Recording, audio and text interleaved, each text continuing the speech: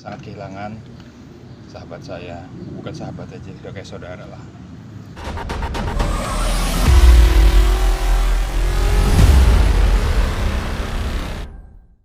Ya, saya mengenal almarhum Roni itu sudah hampir 8 tahun ya kita bersahabat.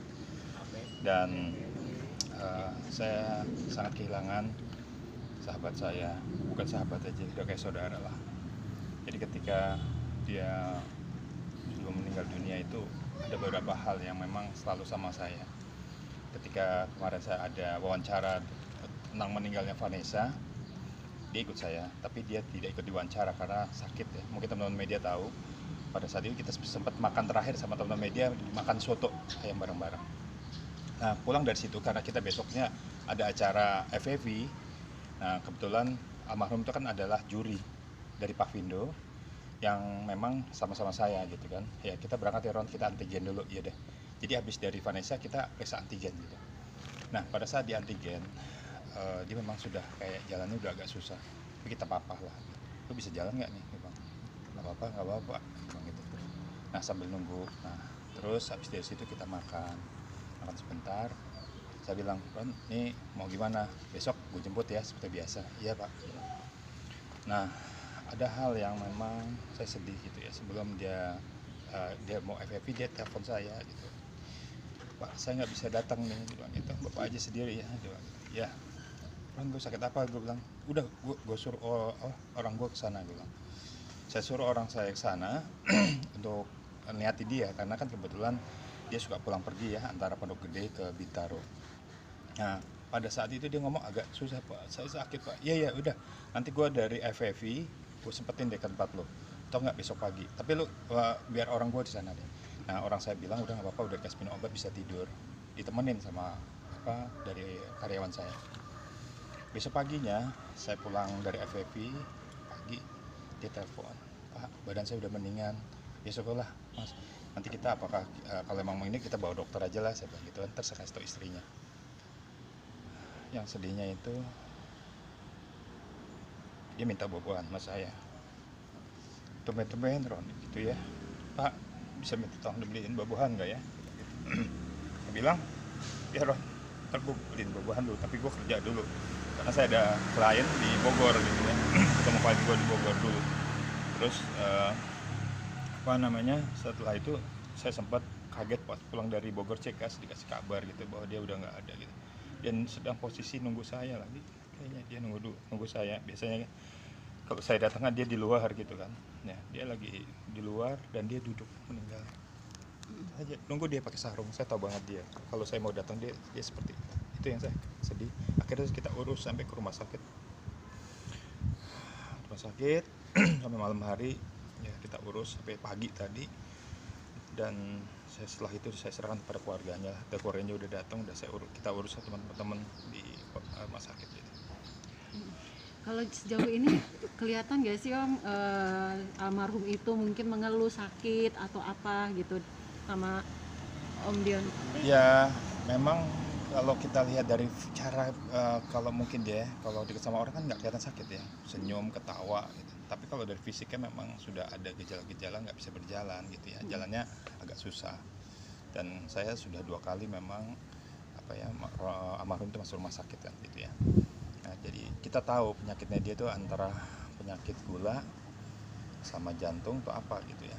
Nah, sehingga tapi ya lucunya gitu semangatnya dia gitu. Kalau saya syuting entah kemana, itu dia semangat yang mau ngikut itu. Padahal susah nih, udah nggak apa-apa, pelan-pelan aja.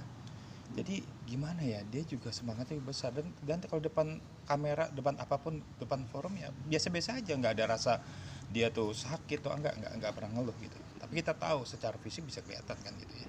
Semalam itu dipastikan deteksi dari rumah sakit apa Om? Saya terus nggak menanyakan langsung sih ya. Tapi kalau karena itu saya belum tanya pada saat kita mau bawa pulang ke rumah, kan posisinya kalau menurut saya mungkin jantung ya.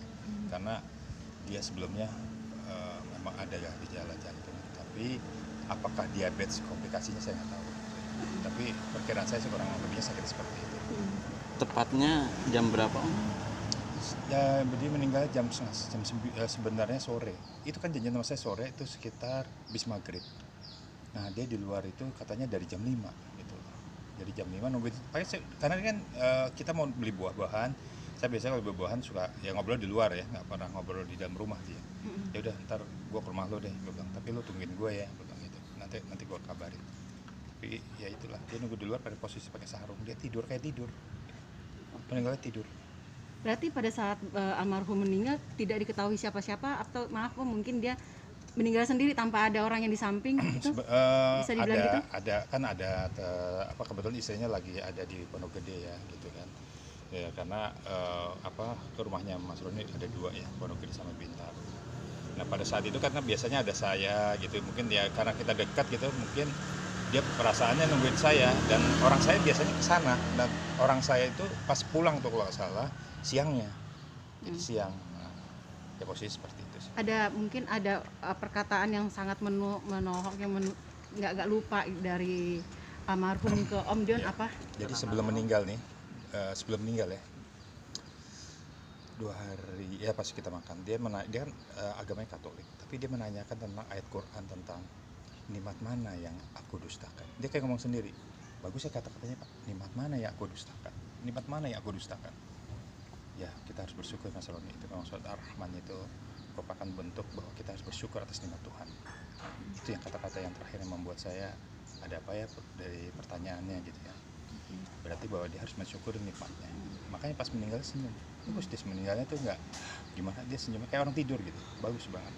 Rencananya almarhum dimakamkan jam berapa Om? Nah ini kan karena dia istrinya bilang, Pak saya sholat Jumat dulu, saya bilang. Saya sholat Jumat, tapi sholat Jumat kita nanti makam. Tadinya saya belum tahu ini apakah konfirmasinya ada di daerah Bintaro atau di Pondok Rangon. Ini saya lagi telepon. Sekarang lagi disiapkan lah dikonfirmasi. Jadi teman-teman media, mohon maaf, mungkin kalau setelah petinya sudah datang, mungkin bisa datang melihat gitu ya. Oke, ada yang mau disampaikan Om mungkin buat keluarga? Ya, saya sebagai sahabat dan boleh dibilang saudara sama Roni Doza, saya minta tolong dimaafkan kalau ada kesalahannya. Dan saya memang kehilangan banget sebagai pejuang insan perfilman. Seorang Roni Doza adalah seorang aktor komedian yang nggak bisa digantikan. Kita tahu dulu pernah masuk di dalam acara-acara yang sifatnya menghibur, dan kita berharap belajar bahwa bagaimanapun kita juga harus mempunyai rasa kepekaan terhadap sahabat dan teman, sehingga apapun yang dibutuhkan, dan kita tahu bahwa suatu saat kita juga akan kembali ya. Om Roni Doza meninggalkan berapa putra? 1 perempuan. Jadi ada 2 sebenarnya, tapi yang paling kecil tuh Asia tuh masih umur berapa tahun ya, kelas berapa SD itu ya. Pribadi beliau seperti apa sih Om, dari Om sendiri? Wah, dia baik banget ya. Nggak ada sahabat itu. Selama 8 tahun nemenin saya di organisasi di Pavindo, dia nemenin kemana-mana sama saya. Jadi bagi saya itu orang yang paling nomor 1 setelah istri saya lah. Jadi kalau saya lagi mau pergi berapa hari sekali pasti ketemu. Ron, gue mau gini, ya ikut Pak ya, iya ikut. Kemana-mana sama saya. Dan kita bertahun-tahun kayak begitu kan. Jadi saya terus terang agak kehilangan juga gitu, sampai saya bilang sama istri saya, aduh ada nggak ya sahabat kayak dia lagi gitu ya, yang benar tulus gitu ya, dan menghibur kalau saya lagi pusing. Udah gitu lah. Oke, terima kasih Om. Terima kasih.